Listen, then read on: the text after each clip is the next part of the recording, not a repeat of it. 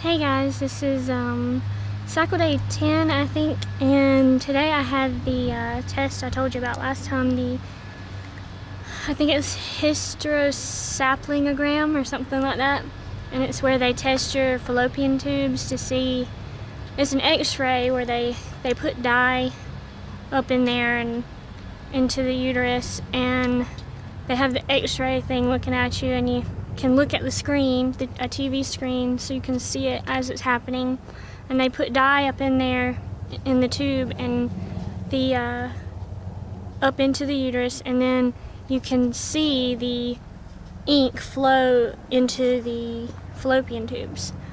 So that test was just to see if there was a blockage or anything that would, keep the sperm, I guess, from going up into the fallopian tubes. And something dripped on me. Oh, sorry. Something dripped on me. And anyway, lost my train of thought. Yeah, to see if there's a blockage or anything. And thankfully there wasn't. It went great. Well, I say it went great. It was very uncomfortable thing to have to do, but apparently I did fairly well. I didn't have any cramping after the dye had already been put in there.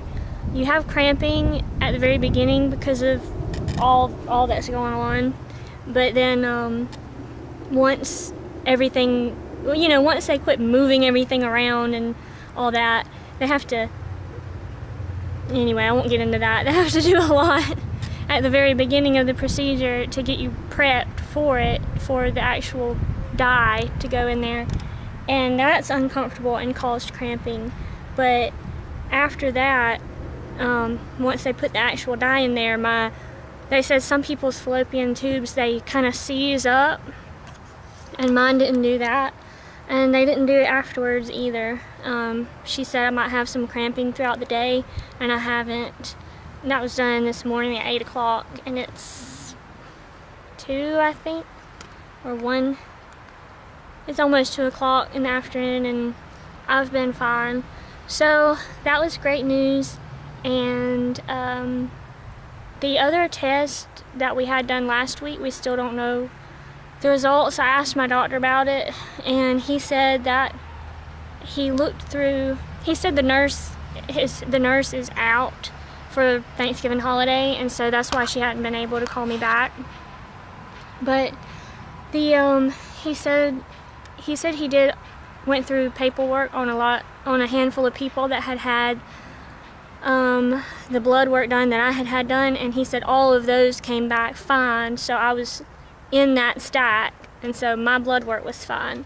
But we still have the vaginal ultrasound that they did and the semen analysis. We hadn't heard back from those, so we won't hear back about that till next week.